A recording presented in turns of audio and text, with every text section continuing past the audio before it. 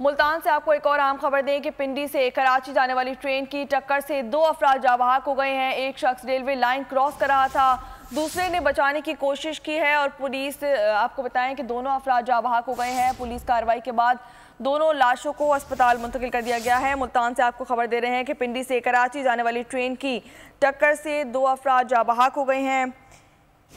मजीद तफसीलात जान लेते हैं ब्यूरो हेड मुल्तान से। जी आगाह करिएगा।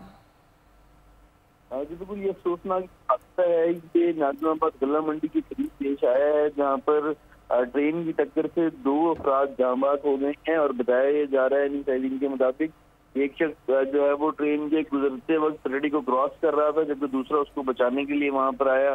तमाम ट्रेन की टक्कर से जो है वो दोनों जाबाहक हो गए हैं। रेस्क्यू ने जो लाशें हैं उनको निश्तर अस्पताल मुंतकिल कर दिया गया है।